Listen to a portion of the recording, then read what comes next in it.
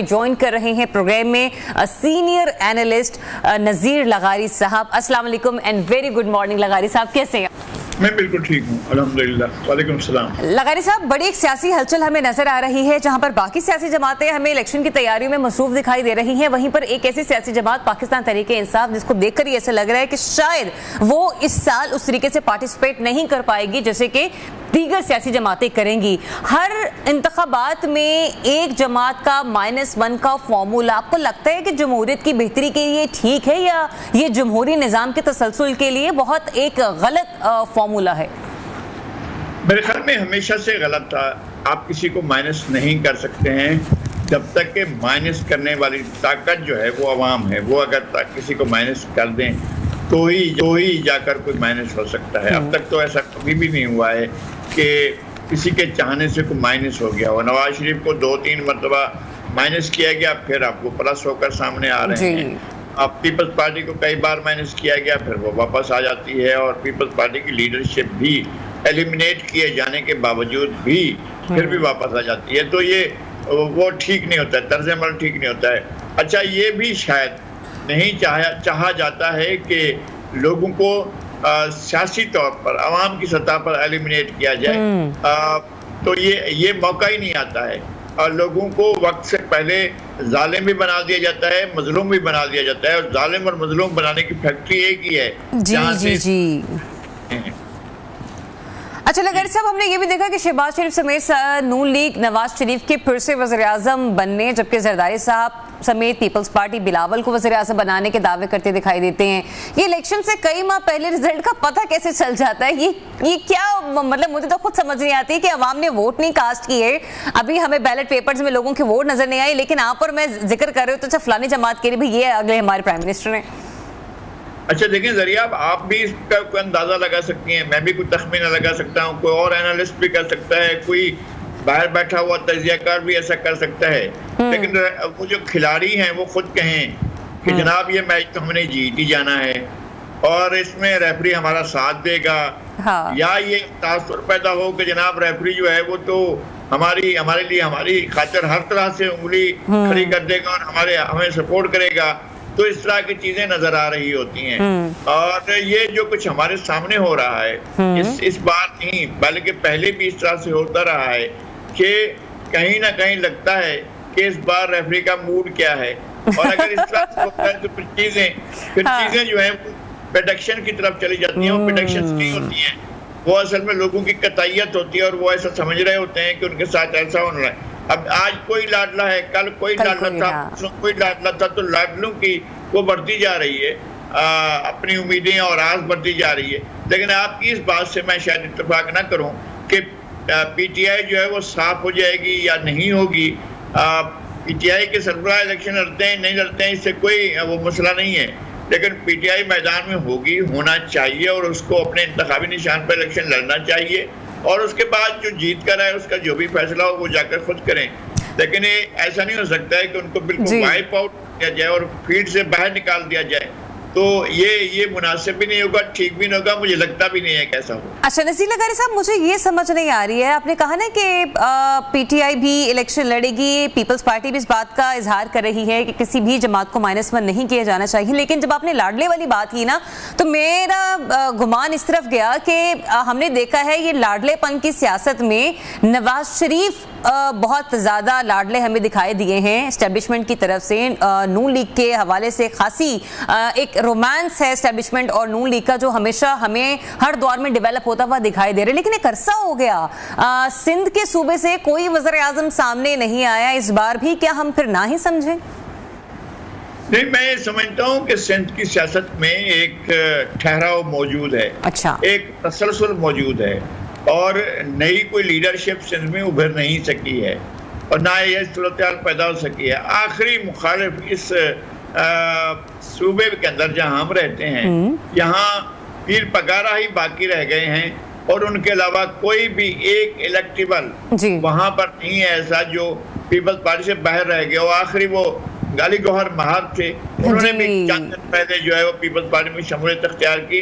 तो पाकिस्तान सिंध में जो भी इलेक्शन लड़ सकते हैं और इलेक्ट हो सकते हैं वो सारे लोग हैं पीपल्स पार्टी के अंदर, और फिर उनके अंदर पीपल्स पार्टी के साथ भुट्टो का और बेनजीर भुट्टो का जो एक क्रिज्मा मौजूद है, आज भी मौजूद है, वो उनको बहुत सपोर्ट करता है। अच्छा, मुझे ये भी बताइएगा कि जो हम जाहिर सी बात है, जब जब इलेक्शन करीब आते हैं लोग अपनी जो सियासी वाबस्तगियां हैं वो हमें सबसे ज्यादा चेंज करते हुए नजर आते हैं। यही जमहूरियत का हुस्न भी है। लेकिन पीटीआई को सब छोड़कर इस्तेकाम पाकिस्तान पार्टी ही क्यों ज्वाइन कर रहे हैं? पीपल्स पार्टी है, नून लीग है, ये रहनुमा इन जमातों को कबूल क्यों नहीं कर रहे? इसलिए भी कि ये लोग स्टेटस को की जमातों के खिलाफ रहने वाला अपना जो तासुर है उसे अभी भी कायम रखना चाहते हैं अगर उन्हें इलेक्शन मोड में जाना है? नहीं, मेरे ख्याल में कि इस तरह के लोग कई होते हैं, जो गुलाम मुस्तफा जतोई होते हैं, जो अब्दुल हफीज पीरजादा होते हैं, जो मुमताज अली भुट्टो होते हैं, जो मौलाना कौसर नियाज़ी होते हैं, माजी के 50 साल 40 साल पहले के ऐसे लोग होते हैं, वो तारीख से वाइप आउट हो जाते हैं। ऐसे लोग जो इस वक्त छोड़कर इधर उधर शामिल हो रहे हैं, खासतौर पर एक जमात की तरफ जा रहे हैं। बहुत से लोगों को कहा गया था कि मौलाना कौसर नियाज़ी की प्रोग्रेसिव पार्टी में चले जाएं। बहुत से लोगों से कहा गया, खर जैसा क्रिस्मेटिक लीडर जो है उसको भी जतोई के साथ बांध दिया गया था। जतोई अपने घर से हार गए थे, खर ने वहां जाकर कोट दूसरे जाकर उनको जितवाया था। और लेकिन ये अब नहीं होने जा रहा है। अब जो लोग हैं वोट उसी पार्टी को जाएगा जिस पार्टी का वोट होगा। अगर पीटीआई मैदान में होगी तो इनको चंद सीटें मिलेंगी जो इलेक्टेबल ले पाएंगे, लेकिन जाते रहें वो अपने आप को अलग कर रहे हैं, डिसोसिएट कर रहे हैं। असल मसला ये है कि 9 मई ने एक बॉर्डर लाइन जी 9 मई के साथ जो खड़े नहीं हो पा रहे हैं तो उनको तो अलग ही हो जाना है। लेकिन अलग होने के बाद वो समझ रहे हैं कि हमारे सर पर तख्त जो है हमारे सर पर हुमा का साया हो गया है और तख्त हमारे लिए होगा। मुझे ऐसा नहीं लग रहा है। यहाँ पर चंद ही लोग हैं जो मुंतखब होकर आएंगे और ये जाएं अपने आप वो खाल बचा लेंगे। और चूंकि इतना बड़ा बोझ नहीं उठा सकते, 9 मई का बोझ बहुत बड़ा है जिसको वो उठा नहीं सकते। तो लखारी साहब, आपने कहा पीटीआई तो होगी, लेकिन पीटीआई तो होगी के साथ क्या इमरान खान भी होंगे? क्योंकि आपको लगता है कि जब नवाज शरीफ साहब इलेक्शन के लिए मैदान में उतरने के लिए भरपूर तैयार हैं, जहांगीर तरीन खान भी तैयार हैं, स्टेटमेंट भी सामने आए उनकी कि अब मेरी नाअहली का वक्त खत्म होने वाला है, तो आपको लगता है कि खान साहब भी इसी मैदान का हिस्सा होंगे? देखें, नवाज शरीफ साहब की नाअहली सुप्रीम कोर्ट ने की और ताहयात नाअहली की, और जहांगीर तरीन की नाअहली सुप्रीम कोर्ट ने की और ताहयात नाअहली जो है वो नाअहली मौजूद है। सुप्रीम कोर्ट का फैसला और उसके रिव्यू को रिवर्ट करने का, कैंसिल करने का, उसको एक तरफ रख देने का, उसको नजरअंदाज करने का मेरे पास ना किसी इलेक्शन कमीशन के पास अख्तियार है। ये कौन जाकर ऐसा करेगा कि सुप्रीम कोर्ट के आखिरी फैसले को और आखिरी फैसले के बाद के रिव्यू के फैसले को भी कौन होगा जो जाकर रद्द करेगा? कौन इनके कागजात नामजदगी कबूल करेगा? दोनों ताहयात नाअहल हैं। पहले अहलियत के लिए सर्टिफिकेट लाएंगे तब इलेक्शन लड़ेंगे। और या ये मुझे नहीं मालूम है कि इसका फैसला वो रास्ता कैसे किया जाएगा। बिल्कुल, मैं भी यहीं पर कंफ्यूज हूं कि फिर इतना बमागे दोहल किस तरह से कह दिया जाता है कि साबिक वज़ीर आज़म ही नेक्स्ट प्राइम मिनिस्टर होंगे। लेकिन जाते जाते एक आखिरी सवाल का जवाब मैं आपसे लेना चाहूंगी कि दहशतगर्दी के वाकयात पैदर पे बढ़ते चले जा रहे हैं। गुज़िश्ता रोज भी वादी तेरा में लेफ्टिनेंट कर्नल मोहम्मद हसन हैदर समेत 4 जवानों ने जाम शहादत नोश किया। लगारी साहब, अब गैर कानूनी तौर पर मुकीम जो गैर मुल्की हैं उनकी बेदखली के बाद भी हालात कंट्रोल नहीं हो पा रहे हैं, इस पर आपकी क्या राय है? देखें, ये होती है विल का मसला। ये होता है जो भी अथॉरिटी फैसला करती है वो अपनी पूरी की पूरी नेक नियत के साथ उस फैसले पर अमल दरामद पे सब कुछ हो जाता है।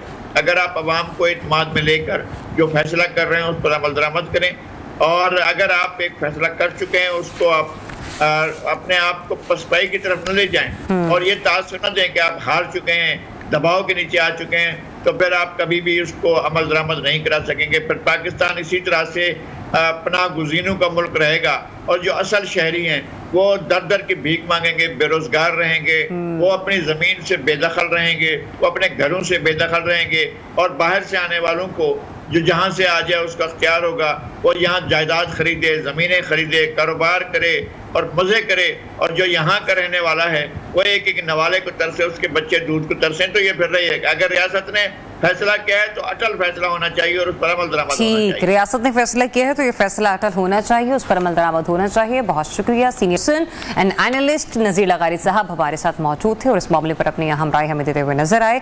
डेफिनेटली उन्होंने एक बहुत ही मुदल्लिल बात की है कि जब यहाँ पर रहने वाले पाकिस्तानी हैं, जब अपने मुल्क में रह रहे हैं, अगर उनके लिए मौशी तौर पर हालात इतने साजगार नहीं हैं और उनके बच्चे अगर एक एक निवाले को तरस रहे हैं, उनके एजुकेशन के मामलात कंप्लीट नहीं हो पा रहे हैं, वो अपना मुस्तकबिल उस तरीके से रोशन नहीं देख पा रहे हैं, तो फिर गैर मुल्की किस तरह से पाकिस्तान में मुकीम रह सकते हैं। और फिर देखिए किस तरीके से गैर कानूनी तौर पर, तो ये सिर्फ पाकिस्तान के लिए सोचने की बात नहीं है, वो तमाम ममालिक है जहाँ पर इस उसूल को, इस लॉ को इम्प्लीमेंट करवाया जाता है कि किसी भी शख्स को गैर कानूनी तौर पर पाकिस्तान में रहने, उस मुल्क में रहने की इजाज़त नहीं होती, तो फिर पाकिस्तान अपनी सरजमीन पर किसी भी शख्स को गैर कानूनी तरीके से क्यों रहने की इजाज़त दे सकता है।